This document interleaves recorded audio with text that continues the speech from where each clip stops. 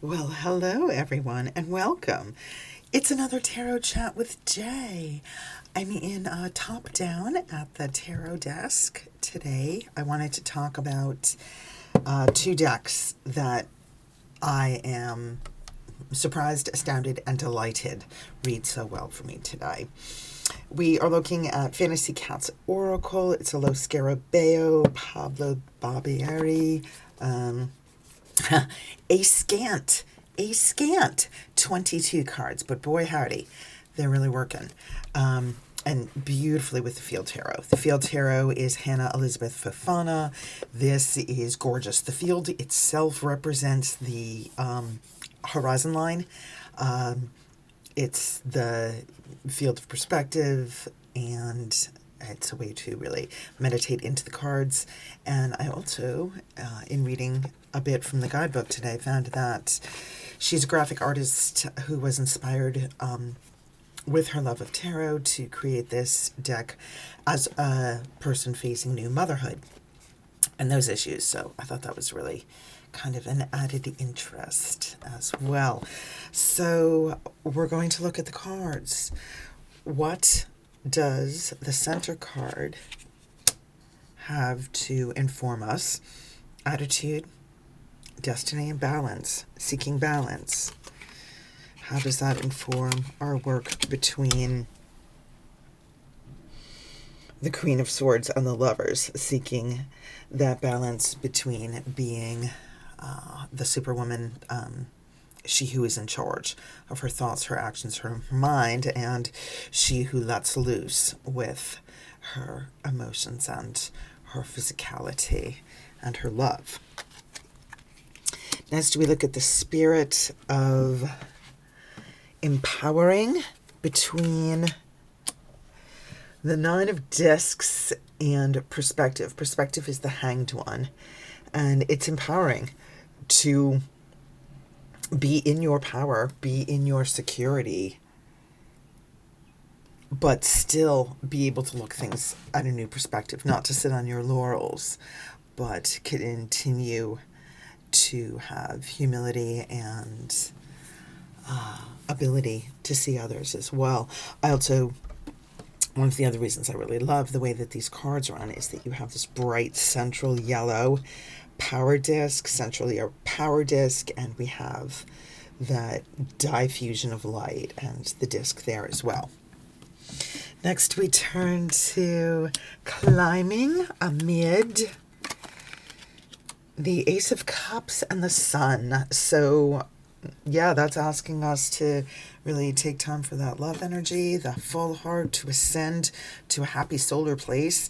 And I really see this kind of like energy moving up as well. You see the cup and the reflection and this curve, and just visually the cards seem to have the same amount of stuff happening on them. So for example, some cards are very, very empty, with only one image, or a lot of space around, there's some herbals that would just have the flower in the middle and a lot of white space around. These sort of have a medium amount of items going on, sort of like your eye has the same amount of things to look at in these cards. They have a certain similar weight to them, whereas something like Serpent Fire is super heavy loaded, or something like Shadowscape is also a really image intense bit of landscape or bit of real estate in a card. All right, let's move on now to Summer, which is the wild energy of the midday, and how does that inform the Emperor and Five of Cups? There is a wildness in this card, that in this run, that leads to a little bit of disparaging, almost like this, you've said your piece, you've maybe said too much, maybe you said it in a yelly, barky, extreme sort of way, and in the light of day, in the reflection, maybe you can move that energy and do a little self-reflection. Let's see what the next card has to say. We have grooming amid... Oh, the Three of Wands and the Princess of Swords for curiosity. Very nice. I see the grooming card as very much of a call to self-care. And for the Three of Wands, and we see crafting our work together, these beautiful triangles that are creating a really strong central universal spin. And that little dot skips over to this teeny little ladybug, skips over to the little details of the florals in her tattoo, and we look at the gaze of both of these creatures is really down, inward, and there's a quietude about it. And also I love how the lines are canted in, the sharpness of her ear, the indication of her hand. We see a lot of straight energy that moves from one card to another, cutting through from one card to another. All right, let's see what our next card has to say. We look at running, this energy of running amid... We have 7 of discs and 3 of cups. Perseverance, running, clocking through time, and we have the eternal circle and beautiful machinery of friendship, grace, full cup. I like how these work together. Oh, sweet. Next we have the Attitude card, which is desiring transformation. And we see this gorgeous little cat all curled up in a dragon. And that lets us talk a little bit about the Eight of Swords and the Prince of Wands. Nice.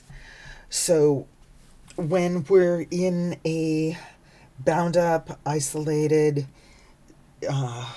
self-prison imposed situation, we're really locked into it.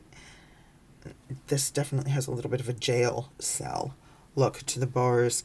We desire to take those sharp points and transfer them into something a little more rounded, a little something more working, a little more something dreamy. And I think that leads us to the Prince of Wands as this strong cat character who's taking the flame, taking the dragon's flame. Oh, neat. So rather than being in a self-imposed prison, we've broken down those spikes, turned them into a transformative creature, used that energy, used that dragon's breath and fire to really look to the future and get back on our feet again and go somewhere with it. Woohoo! All right, what's next? Ooh, spring. The fresh yearning for morning, and this colorway is super. Woohoo! What a fabulous read. All right, we've got the Queen of Wands and Death on the other side. Death red is vibrant. Queen of Wands is vibrancy. So this really, I don't know, it shows a lot of transformation. I'm seeing the florals move. I'm seeing this flower fairy awakening on the mystical cat. Obviously death with florals and transformations. It really sort of ascends. And that colorway is really fascinating too. Next we have fall. Speaking of transition, and in fact, we're just going to sit with this one for a moment, friends. Wow. I think this is a better match than spring. The spring card works with some of these like pinks and purples that we get in the Field Tarot, but this really draws together not only the palette and the message, but the movement of these cards from one to the other. It's just really, the leaves dance. The black cat moves into that shadowy skull. I'm really pleased with that one. Let's try one more, and we look at knowing with our Basset energy. sitting between